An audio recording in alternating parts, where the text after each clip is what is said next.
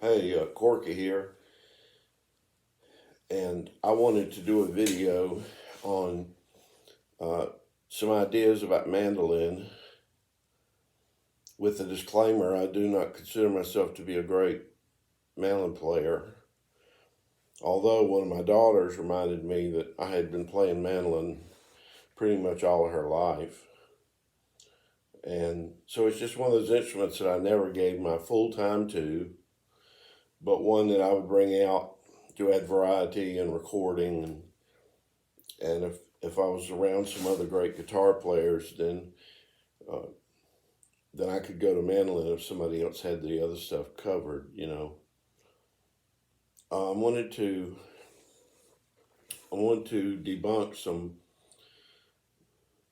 ideas about the mandolin in the pop world, uh, music industry and everything. Mandolin is immediately associated with bluegrass music.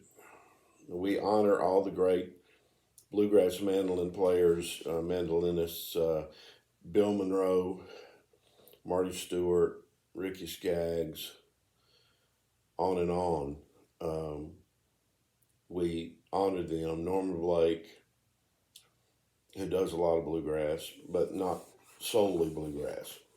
But we immediately think of bluegrass music, but of course, the mandolin originally comes from Europe. And a lot of people don't know that Wolfgang Amadeus Mozart composed entire symphonies for mandolin and mandola, mandocello, which are some of the instruments in a mandolin orchestra. And so this is a wonderful instrument, the mandolin, and it has 4 sets of strings that are corresponding to the strings of a violin: G, D, A, and E. So it's much different than a guitar. But what I find is when you're on the guitar all the time, like I have been for 58 years or whatever, you moving to another instrument and learning different positions and tunings only makes you better when you go back to your original instrument. So I highly recommend for guitar players to uh, take up the mandolin. Outside of bluegrass music, probably the next world that the public know about in mandolin is classical, as I mentioned, Mozart. And this is the first thing that people think of if they are not just so simple-minded. They say, "I like your little guitar," and it's not a little guitar. It's a totally different instrument than the guitar. But mandolin also is used in jazz, has been used in blues, and many other styles of music. Uh, and so if you're a guitar player like I am from the 60s, and you are not planning on being, like lightning fast on a guitar or your instrument, you don't want to be Eddie Van Halen or Pat Metheny or, um, Al Di Meola, even though we love those guys. If you're from the old school, like I am, you're not planning to dazzle people with fast playing. You're just going to play songs and notes, and sometimes the simplest thing is the best thing. And so don't be discouraged to go to the mandolin because you're afraid you won't be able to play fast in bluegrass music, like these other guys do. I approach the mandolin from the standpoint of it being European. I approach it for it being something jazzy that I can use.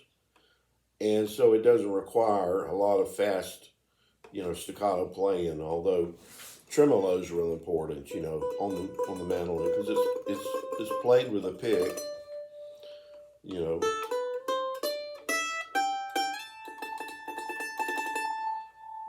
Many of the notes are tremoloed like that, and then some of them are played individually. Okay, Now the little things I'm going to be showing you just in this video are going to be all about A minor, because that's kind of the first entry I made to the mandolin that I got excited about, was playing in minor keys. Although, I can do the 9-pound hammer,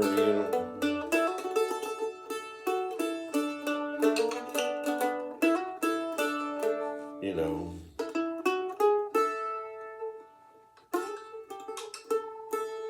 the different fiddle tunes. We'll play some of those. But I got excited about the mandolin in minor keys because when you sound it out, that's an A minor chord, standard A minor chord. Everything's barred on the second, on the A string, 3rd fret, the E string, 5th fret. If you get a chord book, that's going to be the first A minor you learn. And so, as I said before, some of the notes are picked out individually, and then some are played with tremolo.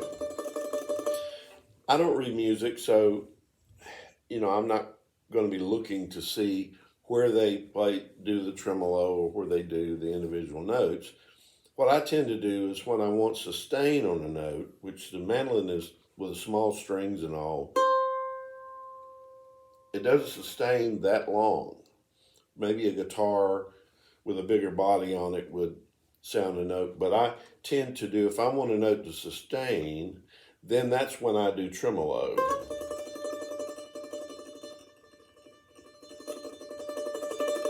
At different levels, So this A minor, also on the mandolin, you can get some great substitutions for A minor. I learned that one from David Grisman, who's a jazz, started out on bluegrass, but jazz mandolinist. A minor there. And so there's a lot you can do with that. Here's a little thing I do with A minor, and I push that G note in.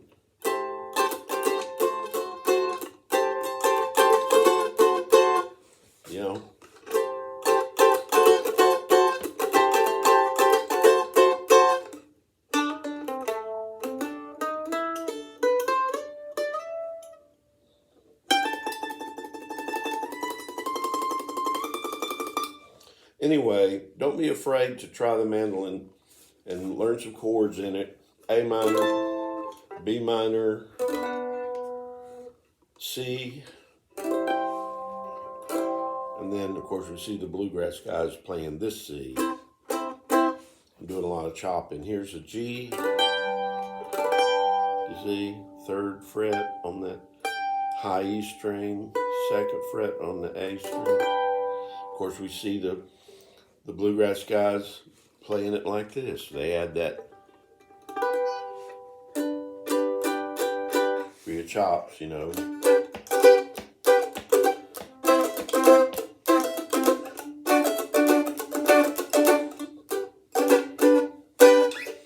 So that's just some ideas about the mandolin. But I wanted to, talk against this whole idea that you're going to be this fast bluegrass mandolin player. If you want to do that, and I certainly am working on it, knock yourself out. But if you want to just add the mandolin as a different sound to your guitar music, especially your acoustic guitar music, which you can do electric too, because this particular Jethro Burns model's also got pickups in it. And which Jethro Burns is a wonderful artist to listen to. He's from the old duo Homer and Jethro, but Jethro Burns is a great mandolin jazz player. And David Grisman, certainly my biggest influence. And so just some, mandolin talk. And I hope you have had a great Thanksgiving, and I hope you have a Merry Christmas, and the mandolin is joining us this Christmas.